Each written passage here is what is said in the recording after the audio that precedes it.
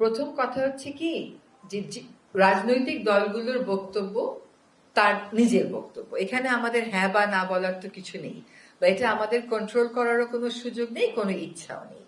দ্বিতীয় কথা হচ্ছে যে আপনারা একই প্রশ্ন বারবার করেন, তাহলে এক একজন এক একবার উত্তর তো একটু ভিন্ন দিয়েই ফেলে, তখন একটা কনফিউশন হয়ে যায়। আমি আবারও বলছি, আমাদের মাননীয় প্রধান উপদেষ্টা মহোদয় যেটা বলেছেন, ডিসেম্বর থেকে জুনের মধ্যেই নির্বাচনটা হবে। এখন ডিসেম্বর থেকে জুন যখন উনি বলেন, উনি তো ডিসেম্বর বাদ দেন না, ডিসেম্বর নিয়েই বলেন। কাজে উনার মুখ থেকে নির্বাচনের চূড়ান্ত তারিখটা শোনার জন্য আপনারা অপেক্ষা করবেন। আরেকটা হচ্ছে যে সংস্কার আগে না নির্বাচন আগে, এ সমস্ত প্রশ্ন না। আমরা বলেছি আমাদের প্রাধিকারের মধ্যে সংস্কার, নির্বাচন, বিচার, এই তিনটাই আছে। তাছাড়া দ্রব্যমূল্য, আইন শৃঙ্খলা, এটা তো যে কোনো সরকারেরই প্রাধিকারের মধ্যে সবসময় থাকবে। প্রথম কথা হচ্ছে যে বায়ু দূষণ নিয়ে যে আদালতের নির্দেশের কথা বললেন, তার একটা বড় অংশের নির্দেশ কিন্তু আমি নিজে বাদী হয়ে যখন মামলা করেছি সেগুলোতেই এসছে। বায়ু দূষণ আসলে আমরা বারবার বলছি, বায়ু দূষণ নিয়ন্ত্রণে আমরা কাজ করে যাচ্ছি। আমি দায়িত্ব নেয়ার পরে বায়ু দূষণ নিয়ন্ত্রণের যে অ্যাকশন প্ল্যানটা, ওটা চূড়ান্ত করেছি। অর্থাৎ এতদিন কোনো বায়ু দূষণের অ্যাকশন প্ল্যান ছিল না, এবছরই কেবল বারবার এসছে। এই কথাটা একেবারেই ঠিক না, কারণ আমি 2017 সালে মামলা করেছি, তখন আমি গিয়ে কোর্টে একই কথা বলেছি যে মাইলর্ড, গত 5 বছর যাবত এটা লিড নিউজ হচ্ছে, কিন্তু সরকার তেমন কিছু করছে না। যদি আপনি আমরা চায়নার সাথেও কথা বলছি, বিদেশে তাকান, এটা একটা প্রক্রিয়ার ব্যাপার। আমরা যেটা আপনাদেরকে বলতে পারি সেটা হচ্ছে কাজটা আমরা শুরু করেছি। বায়ু দূষণ বেইজিং এর মতন শহরেও নিয়ন্ত্রণে আনতে 10 বছর মতন সময় লেগেছে, আর খুব ভালো বাতাসের মানে যেতে আপনারা ওয়েবসাইট সার্চ করে দেখতে পারেন, ওদের 15 বছর লেগেছে। আমাদের একটা মুশকিল হচ্ছে, আমাদের 30 থেকে 35% বায়ু দূষণ আসে হচ্ছে পার্শ্ববর্তী দেশ থেকে। সেখানে অনেক কয়লা ভিত্তিক বিদ্যুৎ প্রকল্প ঠিক বর্ডারের ওদিকেই আছে, ওইখান থেকে আসে। আমরা যেটাকে টার্গেট করছি আমাদের স্বল্প সময়ের মধ্যে, সেটা হচ্ছে ধুলা দূষণটা। আমরা বায়ু দূষণকে একেবারেই কমিয়ে আনতে পারবো, এটা কেউই আসলে কোথাও কখনো পারেনি, কিন্তু বায়ু দূষণ কমানো যায়, সেটা সম্ভব। আমরা যেটা করবার চেষ্টা করব সেটা হচ্ছে ঢাকার আশেপাশের যে ইটভাটাগুলো থেকে বাতাসটা পুরো ঢাকাতে চলে আসে, সেই ইটভাটাগুলোর একটা ম্যাপ আমরা বাংলাদেশ নৌবাহিনীর সহায়তা নিয়ে করেছি। তারা এরিয়াল ভিউ দিয়ে ওটা আমাদেরকে প্রেজেন্ট করে দিয়েছে। আমরা চেষ্টা করব যে আগামী বছর এই ইটভাটাগুলো যাতে আর চালু থাকতে না পারে সেটা নিশ্চিত করতে। খেয়াল করবেন, দুইটা জিনিস আমরা শীতকালে চাই না, একটা হচ্ছে কনস্ট্রাকশন, একটা হচ্ছে ইটভাটা, কারণ এই দুটো হচ্ছে বায়ু দূষণের অন্যতম মেজর সূত্র। কিন্তু এই দুটা কাজই আবার হয় গিয়ে আপনার শীতকালে।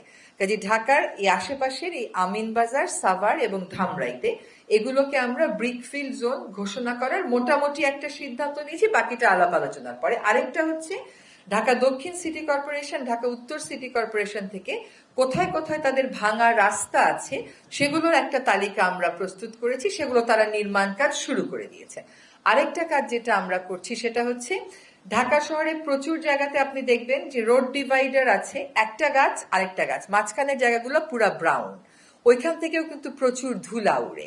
তো ওই ধুলাগুলো ঢেকে দেওয়ার জন্য নর্থ সিটি কর্পোরেশন এবং সাউথ সিটি কর্পোরেশনের থেকে আমরা পুরো বর্ণনা নিয়ে এসেছি কত কিলোমিটার আসলে আমাদেরকে সবুজে আচ্ছাদন করতে হবে।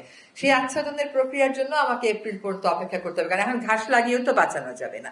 কাজে আগামী বছরের জন্য আমাদের টার্গেট হচ্ছে ধুলা দূষণটা নিয়ন্ত্রণে আনা। আর নির্মাণ কাজের জন্য এই যে আজকেও কথা বলে আসলাম যে আমরা রাতে রাতে ম্যাজিস্ট্রেট রাস্তায় দিতে পারি কিনা, তার একটা বড় কারণ হচ্ছে যে আমাদের তো পুলিশের সহায়তাটাও লাগছে। ফলে বায়ু দূষণে যদি আমরা যে কাজগুলো আমরা হাতে নিয়েছি এগুলো থেকে শুরু করি এবং পরবর্তী সরকার এসে এই কাজগুলো সম্পাদন করতে থাকেন, আশা করা যায় 3 থেকে 4 বছরের মধ্যে আর বায়ু দূষণের শীর্ষে আমরা থাকবো না। কিন্তু বায়ু দূষণটাকে নিয়ন্ত্রণে এনে উন্নত বায়ুতে যেতে আপনি দেখবেন চীনের মতন দেশকে ও মানে এটা সময় সাপেক্ষ ব্যাপার, একটু সময় লেগে যাবে। জি,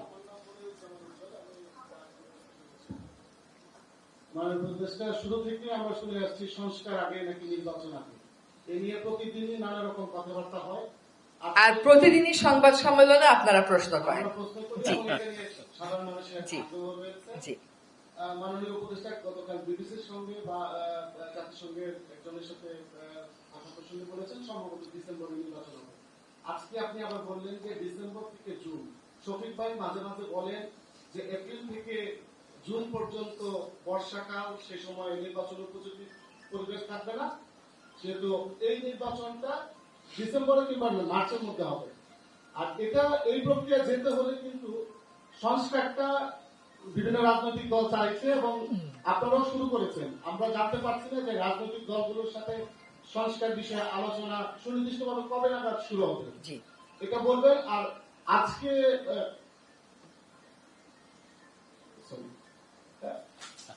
জাতীয় যে নতুন পার্টিটা হয়েছে, সেই পার্টির একজন বলেছেন যে আগে সংস্কার হতে হবে, তার আগে কোনো নির্বাচন নয়। অনেকে মনে করেন যে সরকারের পক্ষ থেকে এগুলোকে ওনাদেরকে বলা হচ্ছে, বা সরকার চাইছে যে তাদের মাধ্যমে আরেকটা সরকার গঠিত করতে নির্বাচনের মাধ্যমে, যেটা কোনো নির্বাচনের মাধ্যমে।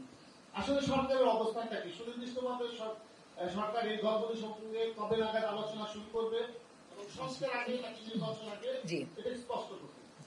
প্রথম কথা হচ্ছে কি যে রাজনৈতিক দলগুলোর বক্তব্য তার নিজের বক্তব্য, এখানে আমাদের হ্যাঁ বা না বলার তো কিছু নেই, বা এটা আমাদের কন্ট্রোল করারও কোনো সুযোগ নেই, কোনো ইচ্ছাও নেই।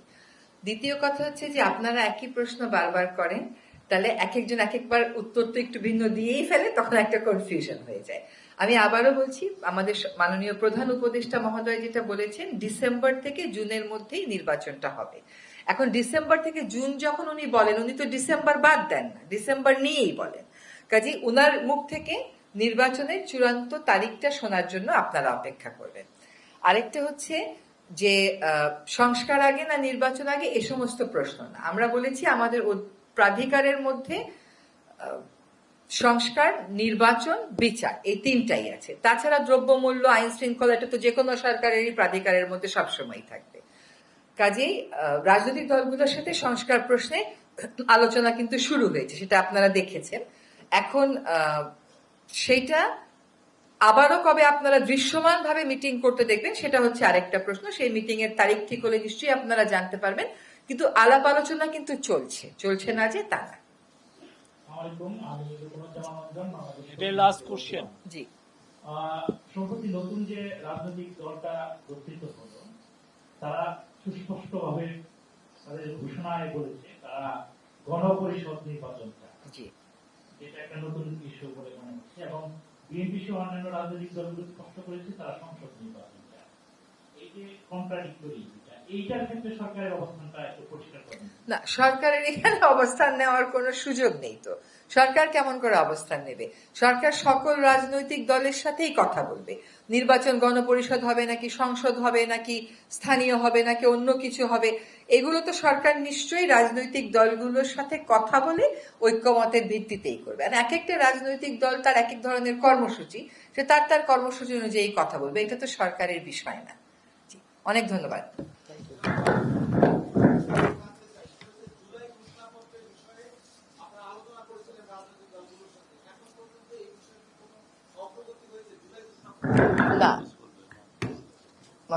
না, আপনার মানে শেষ যেটুকুন আপনারা অগ্রগতি জেনেছিলেন, তারপরে আর কোনো অগ্রগতি হয়নি। আমার জানা মতে কিছু কিছু রাজনৈতিক দল তাদের মতামত পাঠিয়েছে, কিন্তু সকল রাজনৈতিক দল এখনো তাদের মতামত চূড়ান্ত করে পাঠাতে পারেনি।